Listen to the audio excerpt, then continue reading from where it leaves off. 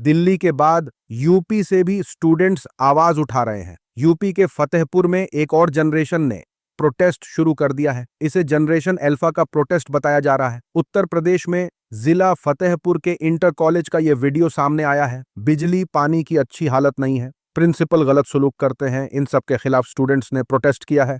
भाई साहब, यहाँ हम लोग पानी, शुद्ध पानी नहीं है, पंखे से किरण आ रहा है, बच्चों को किरण मार रहा है, और शौचालय कोई साफ सफाई नहीं, जर्जर आ रहा है, बच्चों को खाना में सही ढंग का मिलता नहीं। देश के बड़े मीडिया चैनल्स इस खबर को दिखाने से बच रहे हैं। शायद उन्हें ये डर हो सकता है कि ये प्रोटेस्ट भी एक बड़ा आंदोलन ना बन जाए। पत्रकार इस जनरेशन को पिछली वाली जनरेशन से भी ज्यादा खतरनाक बता रहे हैं।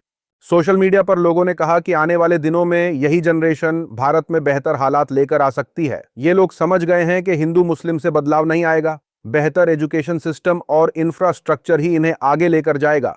अपडेट ये भी आया है कि अल्फा वाले स्टूडेंट्स की मांगों को बिना देर लगाए सुन लिया गया है। उत्तर प्रदेश में अल्फा जनरेशन स्टूडेंट्स का पहला आंदोलन कामयाब हुआ। प्रोटेस्ट कर रहे स्टूडेंट्स को लिखित में ये सब भरोसा दिया गया है। नई जनरेशन अब जवाबदेही चाहती है। स्टूडेंट्स को भरोसा दिया गया है कि हर क्लासरूम में 4-4 पंखे लगेंगे, वायरिंग को दुरुस्त किया जाएगा, डेस्क बेंच 1 महीने में मिल जाएगी और एक पानी का कूलर लगाया जाएगा। खबर यह भी आ रही है कि जिन लोगों ने प्रोटेस्ट में हिस्सा लिया था उन्हें मोदी भक्त और आईटी सेल टारगेट कर रहे हैं। दावा किया जा रहा है कि बीजेपी आईटी सेल आंदोलन में शामिल लड़कियों को निशाना बना रहा है। वो दिल्ली और यूपी पुलिस से उन्हें गिरफ्तार करने की मांग कर रहे हैं। लोगों को भड़का रहे हैं कि इन लड़कियों को धमकाएं और गालियां दें। ये वही लोग हैं जो पिछले 10 साल से खुलेआम औरतों को गालियां देते आए हैं। आईटी सेल मोदी जी के खिलाफ बोलने वालों को लीगल एक्शन की धमकी देने लगा है। लोगों ने आईटी सेल को ट्रोल कर दिया है। लोगों ने कहा कि बीजेपी का पूरा गिरोह अपनी सोच और हरकतों की वजह से और ज्यादा यूथ उनके परिवारों, उनके पड़ोसियों को मोदी या बीजेपी के खिलाफ कर देगा। पिछले 12 साल में बीजेपी ने अपनी इमेज बनाने पर जितने भी अरबों डॉलर खर्च किए वो सब पिछले 12 दिनों में बेकार हो गए। कॉकरोच जनता पार्टी के स्पोक्सपर्सन ने दावा किया कि उनकी सरकार से बात हुई। सरकार ने उन्हें भरोसा दिया है कि प्रोटेस्ट में शामिल हुए स्टूडेंट्स और दूसरे लोगों पर एफआईआर हटा ली जाएगी और जो पुलिस कस्टडी में हैं उन्हें छोड़ दिया जाएगा। उनके मुताबिक सरकार ने बिहार और असम में जारी किए गए नोटिफिकेशन का ड्राफ्ट शेयर किया है। उन्होंने ये भी कहा कि प्रोटेस्ट से जुड़ी जो हमारी मांगे हैं उन्हें अगर माना नहीं गया, स्टूडेंट्स को छोड़ने में देरी की जाएगी तो हम दोबारा से प्रोटेस्ट शुरू कर देंगे। उन्होंने मांग की है कि प्रोटेस्ट करने वालों पर दर्ज सभी एफआईआर वापस ली जाएं, स्टूडेंट्स को छोड़ दिया जाए और आगे दिल्ली पुलिस, जांच एजेंसियां या बीजेपी के साथ वाली राज्यों की पुलिस कोई नई एफआईआर दर्ज न करे। अगर ऐसा नहीं हुआ तो हमें फिर से धरने पर बैठने के लिए मजबूर होना पड़ेगा। सोशल मीडिया पर आईटी सेल वाले रोने लगे हैं। उन्होंने कहा कि अगर मोदी जी इन लोगों की बात ऐसे ही मानते रहेंगे तो हमारा क्या होगा। अगर ऐसा ही चलता रहा तो मोदी जी अपने कट्टर सपोर्टर खो देंगे। ये खबर देखिए। भाजपा के मंत्री धर्मेंद्र प्रधान ने इस्तीफा दिया तो आरोप लगे कि बहुत से भाजपा सपोर्टर्स नाराज हो गए। उनकी नाराजगी को दूर करने के लिए देखिए भाजपा किस तरह के वीडियो निकाल रही है। इसे देखने के बाद लोगों ने उन्हें ट्रोल कर दिया है। भाजपा का कहना है कि जब देश मजबूत हाथों में आगे जा रहा है तो इस मौके का फायदा उठाइए और अपने करियर पर फोकस कीजिए। किसी का इस्तीफा किसी एक शख्स की पर्सनल विक्ट्री नहीं बल्कि डेमोक्रेसी की ताकत का सबूत है। सरकार यूथ के लिए बेहतर फ्यूचर बनाने की राह में लगातार काम कर रही है। सोशल मीडिया पर लोगों ने कहा कि भाजपा को लगता है कि इस तरह के वीडियो बनाकर वो अपना काम निकाल सकते हैं। बीजेपी वाले यूथ के लिए बेहतर एजुकेशन सिस्टम, ज्यादा रोजगार के मौके और नौकरी के लिए बेहतर स्किल डेवलपमेंट पर ध्यान देने के बजाय ऐसे अजीब और बेवकूफी भरे वीडियो बनाने में लगे हैं।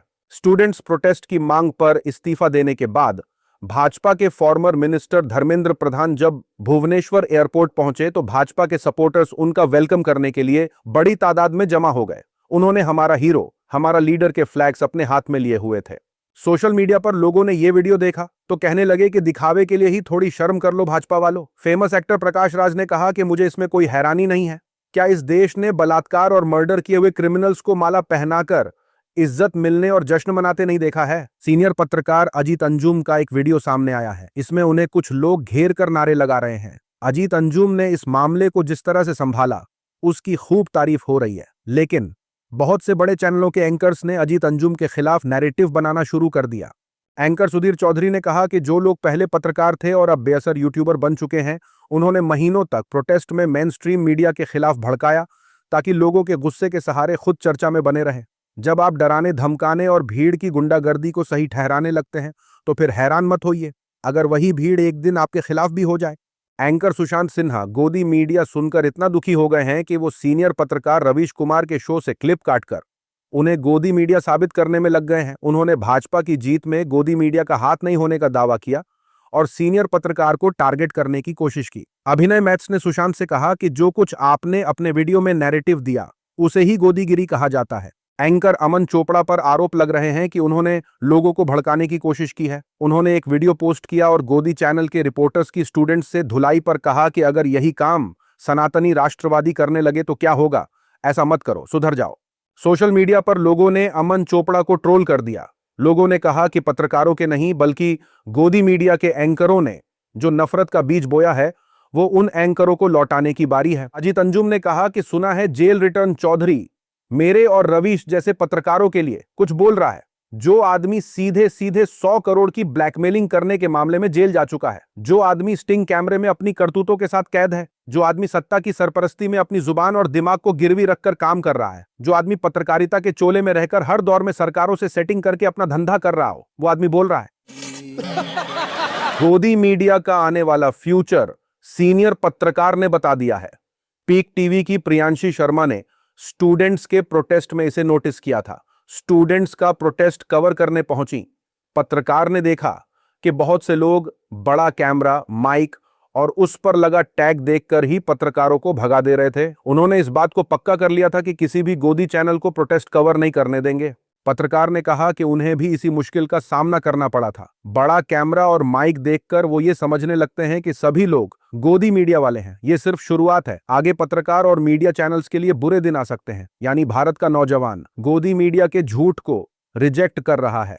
सोशल मीडिया पर सीनियर पत्रकार ने कहा कि ये बात हर प्रोटेस्ट में नोटिस की गई है, चाहे वो किसानों का प्रोटेस्ट हो या शाहीन बाग वाला प्रोटेस्ट। प्राइम टाइम डिबेट्स में बैठकर जिन्होंने अपनी कुर्सी और मंच का इस्तेमाल लोगों के खिलाफ हथियार की तरह किया, ये उसी का असली नतीजा है और इसमें कुछ भी अच्छा नहीं है। पहले गांवों और शहरों के लोग पत्रकारों का इंतजार करते थे क्योंकि उन्हें भरोसा होता था कि कैमरा चल रहा है, इसलिए उन्हें इंसाफ मिलेगा। अब हालात बिल्कुल उल्टे हो गए हैं। सीनियर पत्रकार रवीश कुमार ने कहा कि जो भी टीवी न्यूज नहीं देख रहा है वो जाने अनजाने में इस देश का बहुत भला कर रहा है। कई लोग पूछते हैं कि देश के लिए क्या करें, तो मैं उन्हें एक ऐसा काम बताता हूं जिसमें कपड़े भी गंदे नहीं होते। गोदी चैनल मत देखो। उसी के साथ देखिए, एक्ट्रेस और भाजपा सांसद कंगना रनौत स्टूडेंट्स पर भड़क गई हैं। कंगना रनौत ने हाल ही में खत्म हुए स्टूडेंट्स के प्रोटेस्ट में शामिल प्रोटेस्ट करने वालों पर फिर निशाना साधा है। उन्होंने प्रोटेस्ट के वीडियो को उल्टी आने लायक बताया और आरोप लगाया कि प्रोटेस्ट करने वाले गंदगी, कचरा और बदसूरती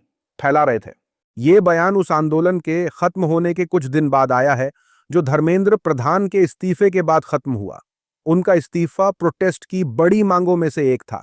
इंस्टाग्राम पर एक पोस्ट में कंगना ने कहा कि प्रोटेस्ट के वीडियो देखकर उनका मन खराब हो गया और उन्हें डिजिटल डिटॉक्स की जरूरत महसूस हुई।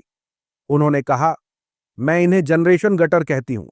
ये पढ़ाई में अच्छे नहीं है, ये इतने बदसूरत और बेहुदा हैं कि अच्छे काम वाले भी नहीं बन सकते।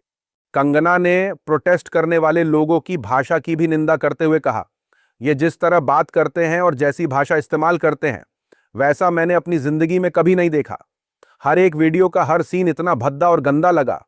आखिर इन्हें जन्म कौन दे रहा है और पालपोस कौन रहा है? भाजपा सांसद के बयान पर सौरव दास ने कहा, कंगना रनौत की बातों को उनकी अपनी पार्टी के लोग भी ज्यादा सीरियसली नहीं लेते, तो हम क्यों लें? मुझे नहीं लगता कि नई पीढ़ी का कोई भी शख्स उनकी बातों को सीरियसली लेता है या सुनता है। अब वो एक सांसद है।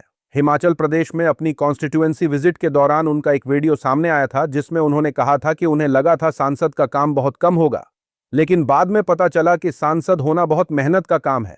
इससे उनकी अपनी सीरियसनेस के बारे में बहुत कुछ पता चलता है। दिल्ली में स्टूडेंट्स के आंदोलन में खाने की जिम्मेदारी संभालने वाले जुनैद मलिक ने पुलिस की परेशानियों और उठाए जाने के खिलाफ सुप्रीम कोर्ट का दरवाजा खटखटाया है। जुनैद का कहना है कि दिल्ली पुलिस के अधिकारियों ने उन्हें दिल्ली से उठाया, फिर 5 से 6 घंटे तक एक गाड़ी में बैठा कर रखा। इस दौरान उन्हें धमकाया गया और डराया गया। बाद में उन्हें देहरादून रोड पर एक दूर की जगह छोड़ दिया गया। जुनैद का यह भी कहना है कि गाजियाबाद पुलिस ने उनके वालिद को उठा लिया और उनके घर पर छापा मारा। उनका आरोप है कि पुलिस मेरठ में उनकी शादीशुदा बहन के घर भी गई और उनके ससुर और देवर को भी उठाकर ले गई। जुनैद का कहना है कि पुलिस ने यह सब बिना किसी कानून का पालन किए किया। जुनैद ने सुप्रीम कोर्ट से अपील की है कि पुलिस को उनके परिवार के लोगों के खिलाफ जबरदस्ती एक्शन लेने से रोका जाए। जुनैद ने कहा कि कुछ अफवाहें फैल रही हैं कि कॉकरोच जनता पार्टी की टॉप लीडरशिप मेरे साथ नहीं है। ऐसी अफवाहों पर ध्यान न दें, टॉप लीडरशिप मेरे साथ है। मैंने सोशल मीडिया पर देखा बहुत सारी अफवाहें हमारे विरुद्ध फैल रही हैं कि टॉप लीडरशिप हमारे साथ नहीं है और कुछ लोग हमारा साथ नहीं दे रहे हैं, तो प्लीज अफवाहों पर ध्यान न दें। सभी टॉप लीडरशिप मेरे साथ हैं। सीनियर पत्रकार ने कहा कि उसके हाथ में कोई हथियार नहीं था, वो खाना लेकर चल रहा था। उसने हिंसा नहीं फैलाई बल्कि लोगों को खाना खिलाया। आखिर प्रोटेस्ट में खाना बांटने वाला वॉलंटियर होना कब से क्राइम हो गया? जुनैद के लिए आवाज कौन उठाएगा? अगर पुलिस को एक खाना बांटने वाला वॉलंटियर भी खतरा लगने लगे तो उसे खुद से कुछ मुश्किल सवाल पूछने चाहिए। कावड़ यात्रा से जुड़ा सरकार ने फैसला लिया है। दिल्ली हरिद्वार हाईवे कुछ दिनों के लिए पूरी तरह बंद रखा जाएगा। पुलिस के मुताबिक कावड़ यात्रा के चलते दिल्ली हरिद्वार नेशनल हाईवे और गंगा नहर रोड पर भारी गाड़ियों के आने जाने पर रोक रहेगी। वहीं करीब 8 या 10 दिनों तक इन रास्तों पर सभी तरह की गाड़ियों के चलने पर पूरी तरह बैन रहेगा। जितने दिन कावड़ यात्रा चलेगी उतने दिन रास्ता बंद रहेगा।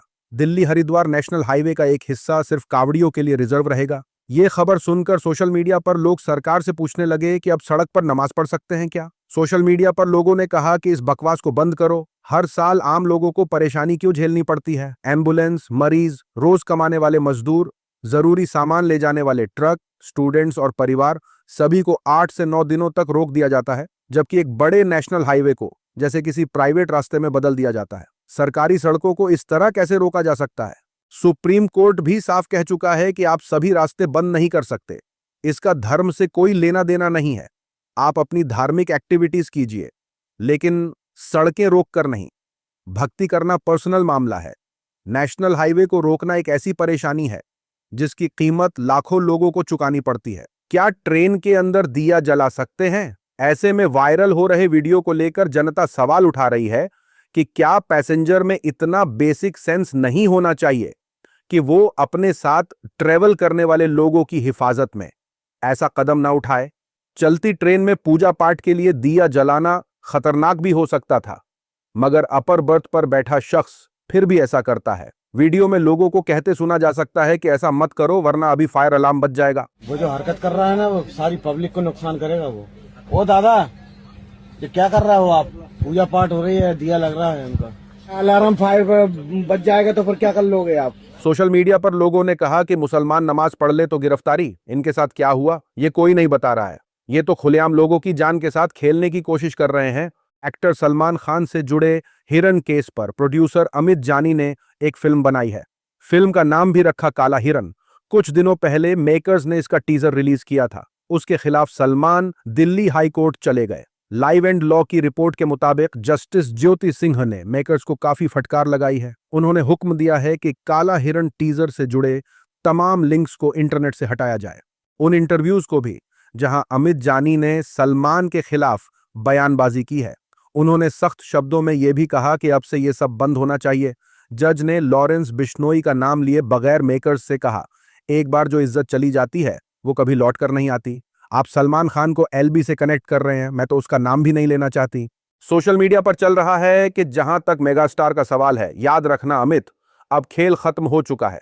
दिल्ली हाई कोर्ट ने सख्ती से प्रोपोगेंडा वाली फिल्म के टीजर को हटाने का हुक्म दिया है। यह तो सिर्फ शुरुआत है। लोगों ने अमित से कहा कि अगर तुम हम सलमान के चाहने वालों से पंगा लोगे तो अपने डाउनफॉल के लिए तैयार रहो। आज की वीडियो में इतना ही। अपनी राय सुझाव कमेंट में जरूर बताएं। मिलूंगा आप सभी से अगले वीडियो में।